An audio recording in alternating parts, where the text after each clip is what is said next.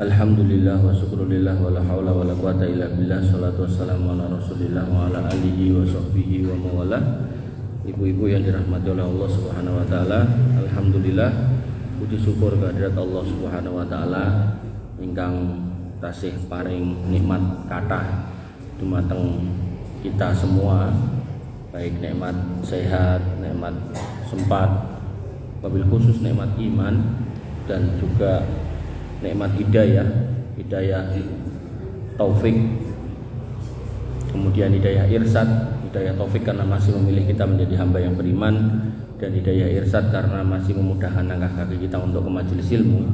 Ibu-ibu yang dirahmati oleh Allah Subhanahu wa taala, pada kesempatan malam hari ini kita melanjutkan materi kita atau pelajaran kita terkait dengan mengenal setan, jin dan iblis.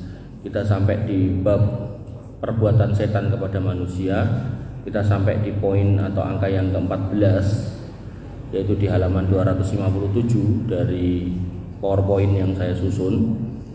Di sini dikatakan bahwasanya pada manusia adalah menyesatkan di akhir hayat.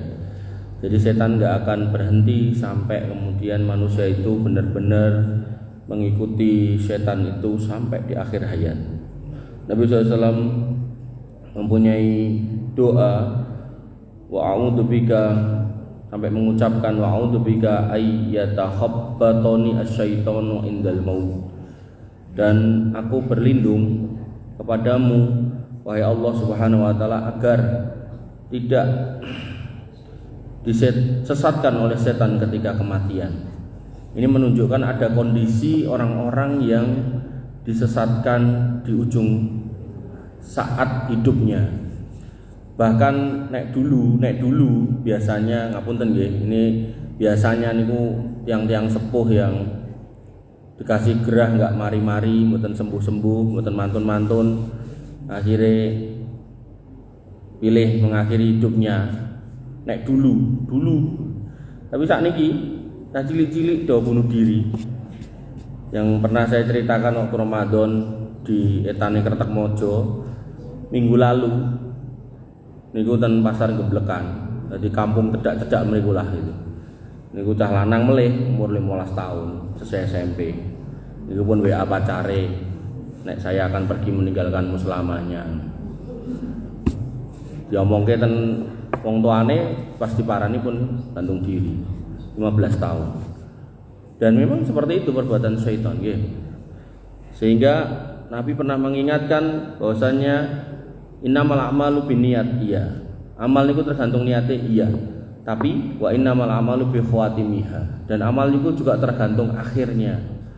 Makanya tidak cuma nun sewu nggih panjenengan sebagai yang ikut dalam pengaosan, bahkan seorang pengajar pun itu juga akan digoda oleh syaitan tentang keikhlasan, tentang kemudian keistiqomahan. Kadang yo futur gitu, kesel gitu, capek gitu kan.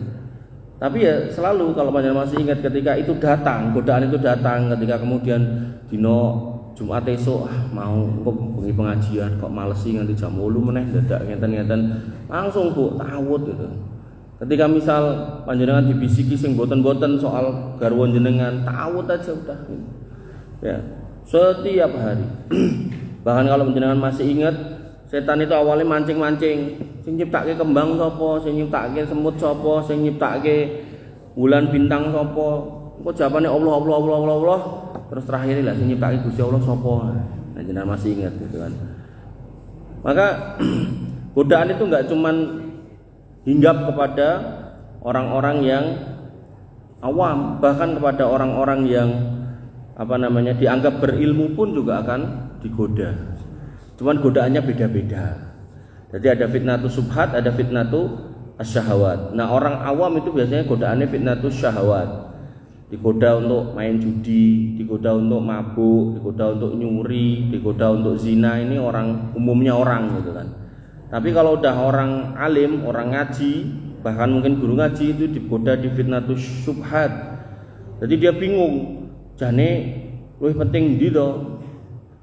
kurban apa bayar utang. Nah, bingung dia gitu kan.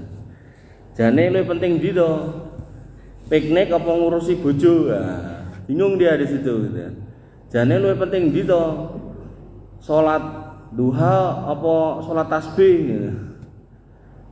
Jane luwih penting ndi to?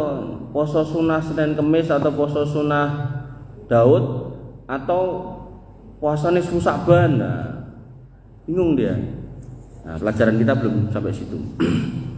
Nanti insya Allah pelan-pelan. Nah, maka Nabi SAW mengingatkan agar jangan sampai ketika panjenengan punya saudara, punya teman, punya keluarga, atau mungkin jenengan sendiri dalam kondisi mendekati ajal, jangan sampai sendirian. Lho piye Mas? Corone supaya wong saya sekarat terus mosok ya ngarani kancanono aku kan enggak bisa wong sekarat kok gitu kan. Nah, maka melingi nggih ket sakniki gitu. Engko nek ibu, bapak kirane nyawane meh metu kancanono mulya njaluk tulung pisan kuwi wae gitu kan. Pastekno kalimat terakhir sing bapak ibu ucapkan niku la ilaha illallah. Maka Nabi berpesan, lakinu mautakum la ilaha illallah. Talkinlah, ajarilah. Maut di sini bukan wong mati nih, bukan orang yang mau mati. Nah, makanya Allah mempertanyakan, apakah kamu hadir hadoro ketika Yakub hadoro Yakub al-maut, ketika Yakub itu didatangi kematian, jadi belum mati Nabi Yakub. Idqala libanihi, ketika Yakub alaihi salam berkata kepada anak-anaknya, mata buduna min dunillah itu. Mata buduna min ba'di, maaf. Apa yang kamu sembah kalau aku meninggal? Berarti kan belum meninggal, kamu bisa ngomong. Maka maut di sini maknanya menjelang wafatnya, bukan pas wafatnya. Maka dalil ini menunjukkan kalau mau mentahlil, mentalkin, ngajari la ilaha illallah niku pas menjelang wafat, mboten bar wafat. Ngoten nggih. Niki sinkron antara ayat kali hadis. Nah, kembali ke sini. Lakinu mautakum, temeni keluargamu, ajari la ilaha illallah, karena ketika itu sampai terucap kalimat terakhirnya la ilaha illallah, kata Nabi SAW, man qala la ilaha illallah fi akhiri kalamihi, atau dalam hadis yang lain kholisan min qalbi, dengan penuh keyakinan, dengan penuh keikhlasan, dakhalal jannah, wajib mlebu surga. Niki perkara ketoke gampang, ning mboten saged dianggap gampang. Niki ketoke perkara sepele ning mboten saged dianggap sepele. Karena orang-orang yang kemudian tidak menjaga keimanannya, tidak menjaga ketauhidannya, tidak menjaga keikhlasannya, maka biasanya susah. Orang-orang yang sobo dukun, orang-orang yang didik-didik sajen, didik-didik kemudian nyiapkan ugo rampe buat setan demit dan seterusnya, itu biasanya susah untuk mengatakan la ilaha, susah. Mesti ada aja kalimat terakhir setelah la ilaha, ada aja tambahan gitu. Maka yang harus kita pahami, ini perkara yang ketoknya gampang tapi sebenarnya tidak bisa dianggap gampang. Nah, kemudian Nabi SAW sampai mengabarkan, ya'ti as-syaitanu ahadukum fayaqulu man khalaqa kadza wa man khalaqa kadza hatta yaqula man khalaqa rabbuka fa idza balagha falyasta'id billah wal yantahi. Tadi udah saya singgung. Jadi setan itu akan terus datang dan kemudian bertanya, sapa sing gawe iki banyu iki, sapa sing gawe meja iki, sapa sing gawe, dan seterusnya sampai terakhir itu sing gawe Gusti Allah sapa. Awalnya jenengan mau jawab silakan, Allah Allah Allah Allah, begitu sampai pada pertanyaan terakhir tadi, stop. Kemudian dikatakan oleh Nabi SAW, falyasta'id billah, ucapkan a'udzubillah. Makanya jenengan nek kira-kira malas maca Quran, malas ngaji, malas salat, stop. Ucapkan a'udzubillahi minasyaitonirrajim. Curang mantep baleni ping 100 nggih boten napa. Sampai jenengan akhirnya sadar kalau kemudian jenengan harus kembali lagi baca Quran, kembali lagi salat, kembali lagi pengajian, karena yaitu setan tuh tiap hari bisiki supaya untuk malas. Kemudian akhirnya ketika malas, kita pun kemudian mudah untuk ditarik ke sana dan ke situ gitu. Sampai seorang ulama pun pernah bercerita, putra dari Imam Ahmad, bahwasanya aku menghadiri proses meninggalnya bapakku Ahmad bin Hambal. Ini seorang ulama madhab itu ada 4. Yang pertama Imam Abu Hanifah, madhabnya Hanafi. Kemudian Imam Malik, madhabnya Maliki. Kemudian Imam Asy-Syafi'i, madhabnya Syafi'iyah. Kemudian Yang terakhir adalah Imam Ahmad bin Hambal, mazhabnya Hambali.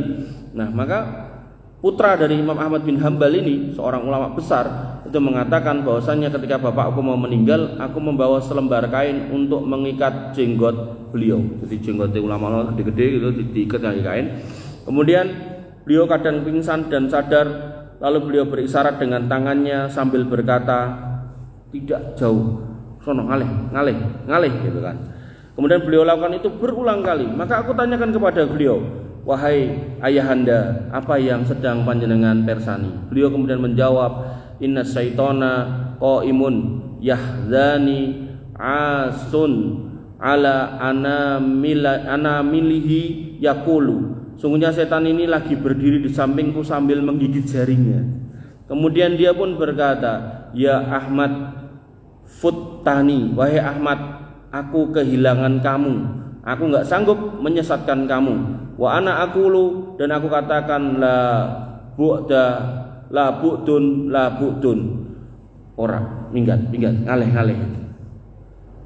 Wahai Ahmad, aku kehilangan kamu. Jadi Imam Ahmad seorang ulama, godaannya tidak untuk mempertanyakan sing gawe iki kabeh si sapa, Allah yang menciptakan siapa, bukan.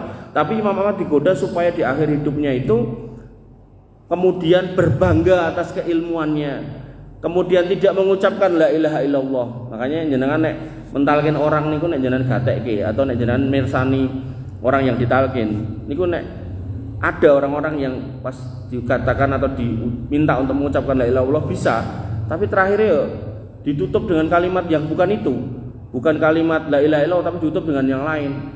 Mungkin nyebut sawahku piye, anakku ning ndi, atau mungkin nyebut tahu tempe atau apa gitu. Nah, kalimat-kalimat ini yang begitu sampai terdengar itu, bantu lagi la ilaha illallah, leren rumiyin la ilaha illallah. Wah, anak pertama ini kok capek, ya ganti anak kedua, capek ganti ketiga, dan seterusnya. Maka hadiah terindah seorang anak kepada orang tuanya ketika wafat adalah membantunya mengucapkan la ilaha illallah. Dan kita diajari ketika hidup untuk selalu berdoa, ya muqallibal qulub tsabbit qalbi ala dinik. Wahai Rabb yang membolak-balikkan hati, menjaga hati kita, hati saya ini, hati kami ini agar tetap teguh di atas agamamu. Niku nomor 14 dan 15. Kemudian nomor 16 disebutkan bahwasanya setan juga menyuruh berbicara soal Allah tanpa ilmu. Jadi kalau tadi mempertanyakan yang menciptakan Allah sinten, nah niki ken ngomong soal Allah tapi enggak sesuai dengan kondisi yang sebenarnya.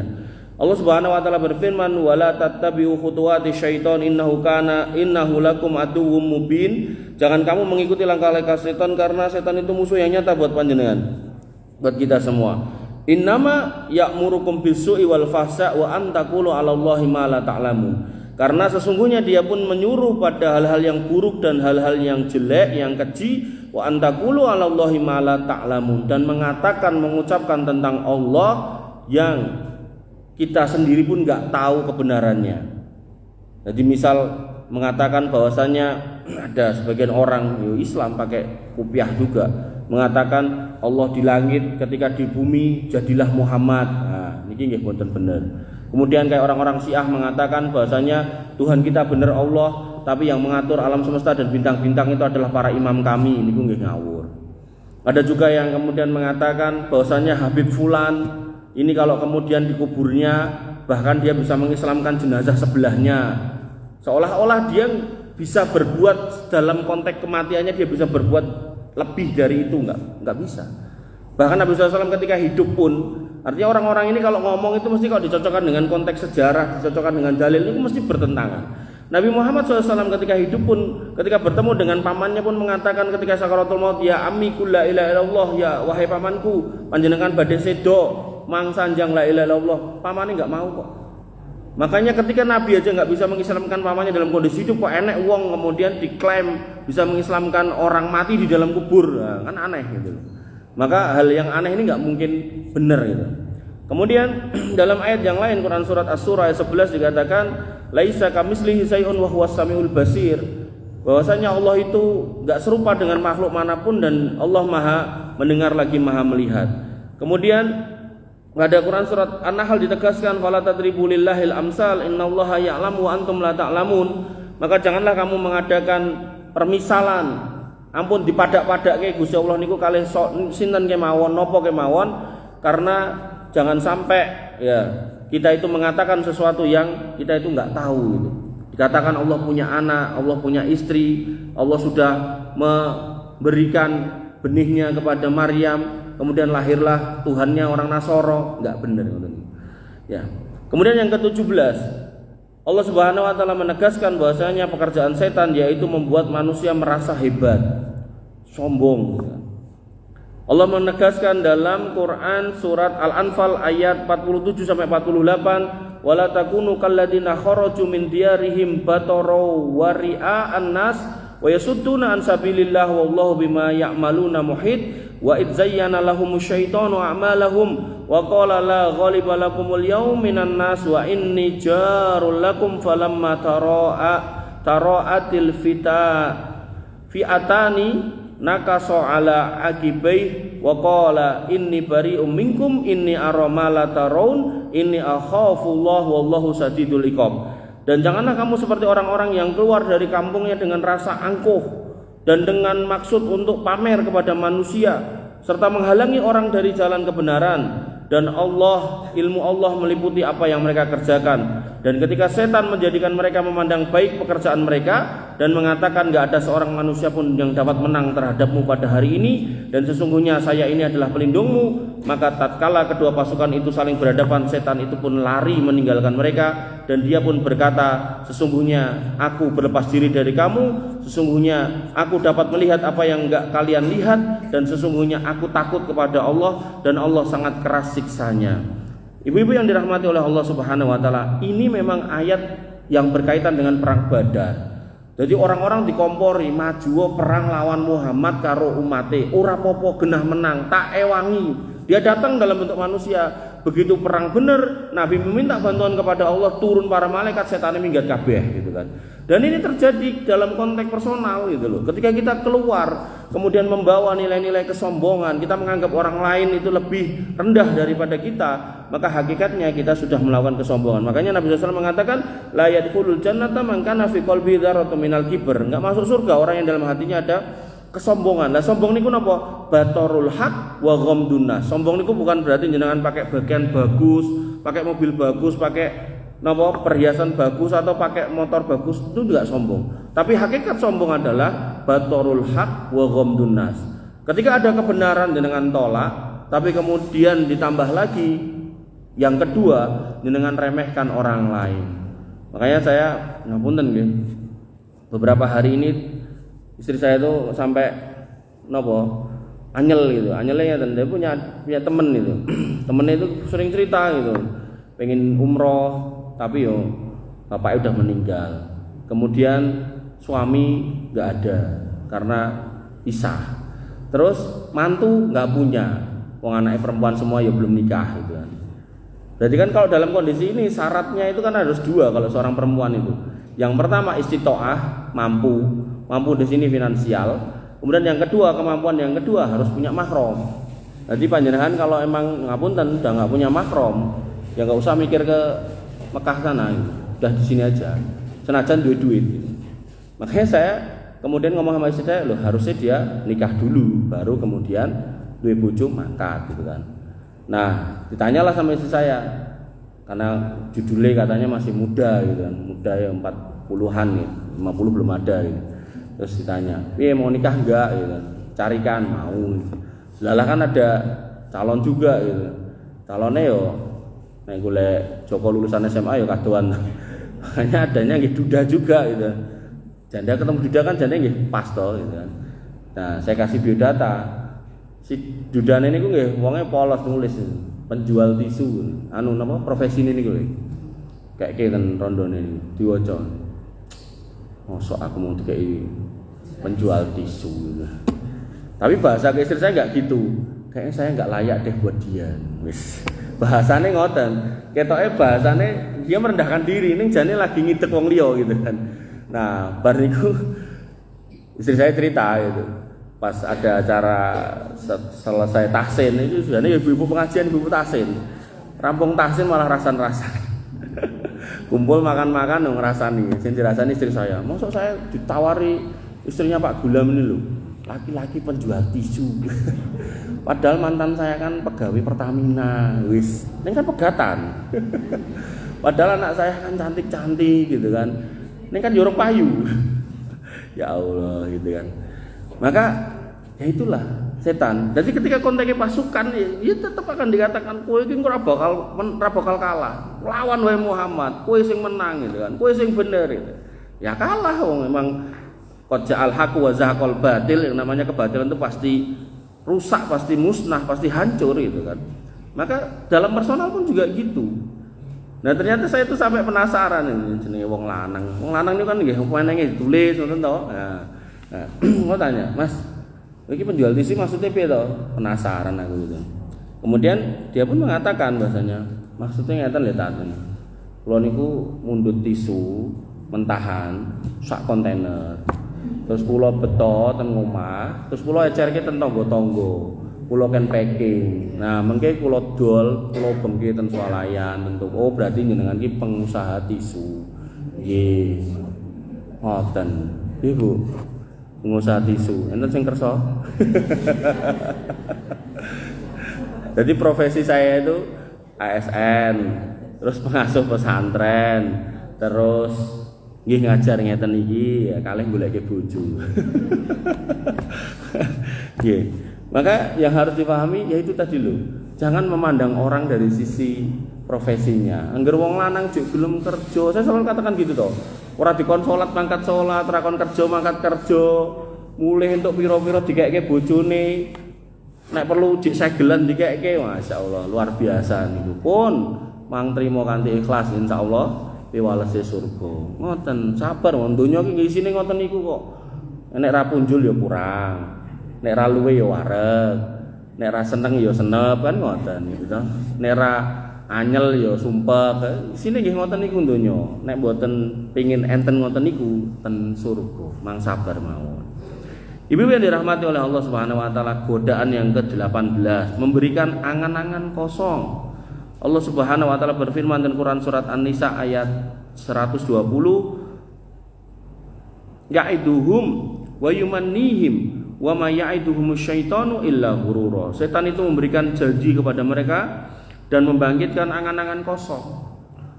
Contohnya ini wong main judi. Wong main judi niku, dia kalau enggak tobat bener-bener angan-angan kosong. Nek kalah pengen main meneh ben bales kekalahane. Nek menang pengen main meneh ben tambah akeh ling menang. Bahkan nek awale totoan 1000 mau diundake dadi 2000, 2010 dinekke kabeh gitu. Nek perlu wah iki aku wis ping 10 menang, sing ke-11 mesti menang, jikok sertifikat omah dekek gitu kan. Kalah gitu kan. Langsung otomatis dadi niku randi omah gitu kan. Nah. Dan itulah modelan syaitan. Makanya ketika panjenengan mirsani orang-orang itu, ketok kok model-modelannya gitu kan. Makanya ketika jenengan tahu orang-orang itu perlu rodok diseletek sedikit gitu loh, karena dia itu ada syaitan. Nah, perlu jenengan rodok ru'yah sedikit gitu loh. A'udzubillahi minasyaitonirrajim. Atau jenengan waca ayat kursi ten sebelah, kadang rodok sadar gitu kan. Karena orang-orang kayak gitu tuh bener-bener setan itu nemplek. Kemudian yang ke-19, menakut-nakuti manusia. Nah, niki sing sering jenengan rasake to. Maning pola wedi, engko ndak metu gendruwo, metu pocongan gitu kan. Allah mengatakan inna madzalikumus syaiton yukhawwifu awliya'ah. Sungguhnya setan tidak lain hanyalah menakut-nakuti auliyanya. Jadi kalau Allah itu punya aulia, itu bakal dibantu. Nek setan punya aulia malah diweden-wedeni. Biar apa? Ya biar ngebektin setan. Ben luwih cedhak karo setan iku. Kemudian fala takhafuhum wa khafuni, aja kuwadi karo setan, wedi kuwi karo aku kata Allah. In kuntum mukminin, nek panjenengan beriman.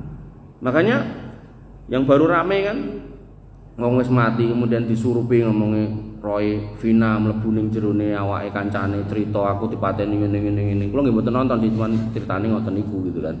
Apakah itu benar si Vina? Enggak. Kalau panjenengan belajar tentang bab ruh, ya ruhnya orang mati ini kemungkinannya kalau nggak di bawah haras Allah, kalau nggak ditelak atau napa temboloke burung berwarna hijau nggih ten kuburane gitu kan. Nggak mungkin masuk ke tubuh orang. Rohnya loh ya. Tapi nek setan nanti ada. Nggih, bab nomor 20. Nah, ini sing sering dilakoni ibu-ibu. Setan niku kerep marai atau ngajari supaya gampang nesu. bojone ngadeg dinesoni, lingguh dinesoni, ikut sekokeh dinesoni, mrajikuk dinesoni, lunga esuk-esuk sensoni, ora lunga seneni. Ya Allah, sing guyu ketoke ngono kuwi ketoke. Nah, Sulaiman bin Surat radhiyallahu anhu berkata, "Kuntu jalisan ma'a Nabi sallallahu alaihi wasallam wa rajulani yastabbani." Pada suatu hari aku duduk bersama Nabi sallallahu alaihi wasallam, sedang dua laki-laki sedang saling mengeluarkan kata-kata kotor satu sama lain, pisu-pisuan. Nah, fa ahaduhuma ihmarra wajhuhu, yang satunya mukanya itu marah gitu. Wes napa emosi, memerah gitu kan. Kemudian untuk kita wan tafakhat audahuhu, kemudian setelah mukanya memerah urat lehernya sampai keluar. Napa nggih to? Niku lho, nesu-nesu ngamuk-ngamuk anti otot-ototen iki medal. Kemudian faqala Nabi sallallahu alaihi wasallam, Nabi kemudian bersabda, "Inni la a'lamu kalimatan law qala dhahaba anhu ma yajidu." Sesungguhnya aku tahu satu perkataan sekiranya dibaca maka hilang rasa marahnya.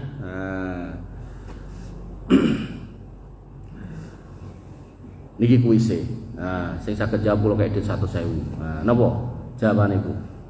Jadi Nabi mengatakan ketika orang itu marah do padu pisu-pisuan sampai ototnya medal, Nabi mengatakan, aku ngerti enek satu ucapan.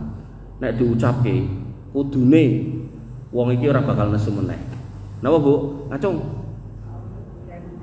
Wah, dapat Bu Guru. Nggih. Itu. Pokoknya setan niku innaka idza saitona kana dhaifa. Mengke dia nggih. Jadi innaka idza saitona niku kana dhaifa. Tipu daya setan niku lemah, Bu. Kuncine wis ora usah dadak aneh-aneh ngono. Diajari wong ora cetha kon golek uyah gitu. Napa kon golek bawang putih kon jejer ten pundi? Mboten usah, tawut. Dadi nek jenengan ngamuk-ngamuk ngomel-ngomel lagi wanyel kali sentawut, Bu, tawut. Dan itu perlu diajarkan ke anak-anak. Nek dulu zaman saya ke sana, itu nek Bu Guru galak, Pak Guru galak niku biasa. Ten pondok niku pas zaman ten pondok niku ngantek enten ustaz niku gaene bademan niku penghapus sing kayu buandem gitu. Nah, niku biasa, kita enggak marah. Belum lama ten Kalimantan, cah pondok. Mateni ustadzai gara-gara kon nulis ayat Quran 2 juz ya ustadzai yo ngongkone yo kokean. Sithik wae gitu kan. Nulis 2 juz dipateni. Nggih. Maka itu perlu diajarkan. Pokoknya laren jenengan istilah sakniki tantrum atau ngamuk-ngamuk gedrok-gedrok tawut gitu kan. Karena kalau udah emosi, niku akal sehat itu udah ya Allah, udah hilang gitu kan. Udah pengennya pokoknya dibablaske ngoten terus, mbuh napa pokoknya dilampiaske pikir keri.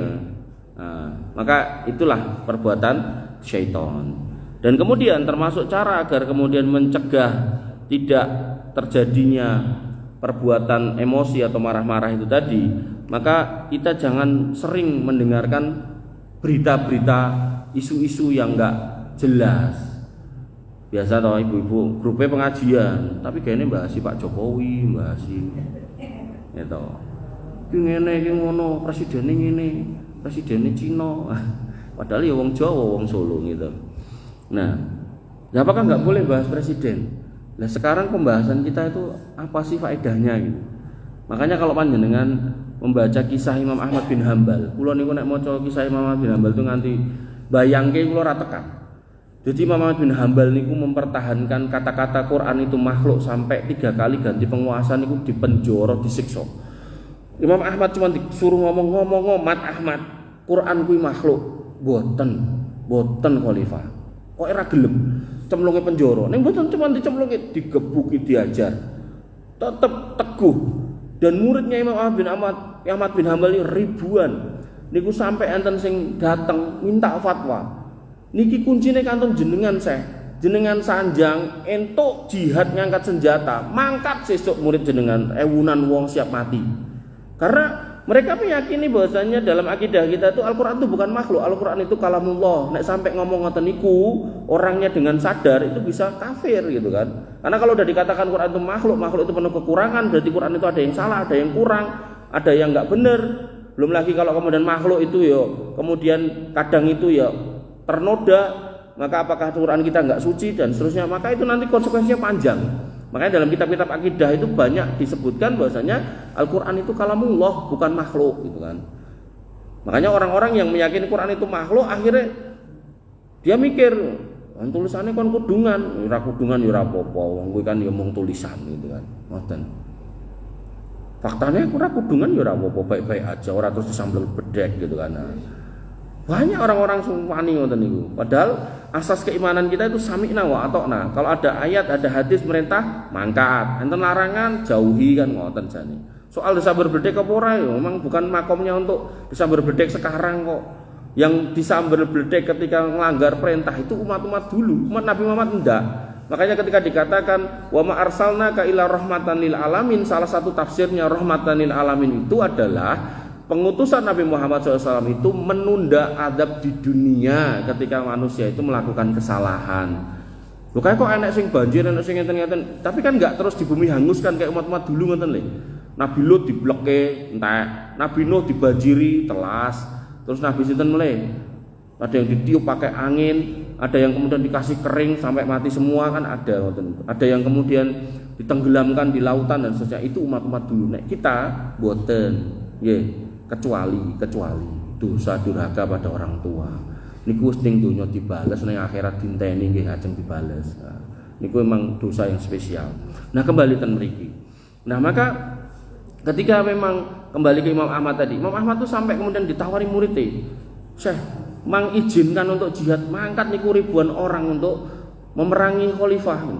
Kata Imam Ahmad, "Lau anna li da'watun mustajabatun la da'autuhu li sultan."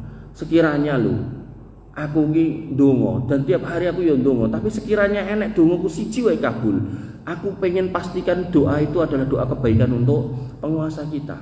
Jadi Imam Ahmad masih berhusnudzon nek khalifah ngongkon ngomong gitu bukan karena khalifah berakidah itu, tapi karena khalifah itu jahil tentang itu. Nah, ngoten. Pramila para ulama mengatakan bahwasanya seorang ulama yang baik itu bisa dilihat ketika membahas penguasa. Ketika penguasa di hadapan dia kok selalu jelek, wabeh elek gitu kan, maka hakikatnya dia nggak paham Islam itu seperti apa. Karena seorang ulama yang baik, seorang guru yang baik itu akan selalu mendoakan penguasanya. Kenapa? Karena kebaikan penguasa itu akan berimbas kepada masyarakat. Dengan dongake penguasa dia akan kemudian berubah. Karena tadi ya muqallibal qulub sabbit qalbi ala dinik. Wahai Allah yang bolak-balikkan hati, balik ke hati saya agar kemudian teguh di atas agama. Lah yang bisa membolak-balikkan hati penguasa sinten? Ya Allah. Maka nek jenengan enggak pernah ndongake pripun Pak Presiden akan jadi baik. Maka nek jenengan merasa presiden kita enggak baik, doakan. Makanya ada doanya Allahumma aminna fi autonina. Ya Allah mangparingi negeri ini negeri yang aman. Nek aman kan bisa dagang, jenengan ke masjid aman, boten enten macam-macam gitu kan. Benten pas tahun 98 tahun jenengan ajeng medal griya men ajeng kerja nggih ajrih gitu kan. Jane yo sampai teman saya itu jane yo wong Jawa ning rupane rupa Cina gitu kan. Nah, niku sampai numpak bis ditawari koran, boten Pak. Tukang korannya lewat, dasar Cina pelit. Padahal Jawa ini dilalah motone ya kaya Cina lah kokan. Wong ajeng dipelekke ya ora iso, wong metune nggih ngoten gitu kan. Wong wingi niku kalih kula dinas ten Bali niku enten wong Nasranine to. Dek kan metu keri, kula pun medal itu. Mas niku cerita kali kula. Mosok to Mas, piye? Aku kan nyusul kowe meh salat. Terus sebelahe bapak iki Pak Fulan iki. Terus aku ngadeg ngene. Bapak iki ngomong ngene, "Mas, jenengan iki yo salat." Lah nggih, kula nggih salat. Masalahe nek sangka niku wajahe niku ya niku wau, kudune mboten wong Islam, tapi wong Islam itu. Nggih. Maka kembali ten mriki. Ketika kita untuk pengen menjaga agar jangan sampai gampang emosi ya, kita kelola gitu loh. Jangan sampai isu-isu yang enggak ada kebenarannya niku kita telan. Allah Subhanahu wa taala sampai mengatakan ya ayyuhalladzina amanu in ja'akum fasikum binaba'in fatabayyanu. Hei manusia, hei orang beriman, sekiranya ada info, ada gosip, ada berita dari orang-orang yang sakjane jenengan ngerti niku wong fasik. Contohnya sinten? Artis-artis sing gayane pamer. Aku bareng ngairin do, suaminya siapa? Enggak ada gitu kan. Wong fasik ngoten niku pamer ngoten niku. Nah, nek sampai ada gosip, ada cerita, ada omongan, ada berita, ada isu dari orang-orang seperti itu, maka dikatakan oleh Allah sendiri yang mengatakan fatabayyanu, mengklarifikasi, mencari info ini tenan apa ora, jangan langsung dibenarkan. Kenapa? Antusibu qauman bi jahalatin fatusbihu ala ma fa'altum nadimin. Maka kalau langsung jenengan benarkan, langsung jenengan iyakan, langsung jenengan share, jenengan kirim kemana-mana, maka khawatirnya nanti akan banyak masyarakat yang kemudian tersesatkan, tersalahkan, akhirnya muncul kerusuhan gitu loh. Makanya zaman dulu kan WhatsApp itu bisa di-share sak pirang-pirang, kan ini dibatasi toh. Ini nggih bagian dari cara gitu untuk ngerim, jangan sampai kemudian dari WhatsApp ibu-ibu napa meleh gitu kan. Panik gitu. Ini antek ini langsung share gitu kan. Padahal sing diomongin niku ning omah lagi turu ya, bingung nantian. Apa toh gitu kan. Sehingga apapun beritanya disaring rumiyin. Jadi kalau misalnya enten info, wah atau Bude, Pade ngono kae lho ning kono kae. Niku mang remriyen. Jangan langsung tekan ngomah baru kapyuk banyu ampun. Tekok isih, Pak, aku kok krungu ngene to. Oh, aku mau rono. Mbake kae mau kecelakaan tak terke, soalnya sikile ceklek lho, pripun. Mosok ra etuk wong sikile ceklek ditulungi, apa ya ditinggal. Lah ayu orang, yo jek enom yo mempere yo hayu. Terus jenengan nesu, apa ya mosok nesu, ketar ketok lho gitu lho. Nggih. Jadi dicek rumiyin. Jadi jangan langsung merespon dengan respon-respon yang kurang tepat. Lah kula niku kerep kalih bojo kula niku kan ten Pemkot niku masuk 7:30 to. Ya nyoto sik ngono. Lah terus piye? Dhewe goncengan terus ngono ngeter mulih. Ya ora lah, motoran dhewe-dhewe ya ning warung soto. Engko aku bablas kowe mulih.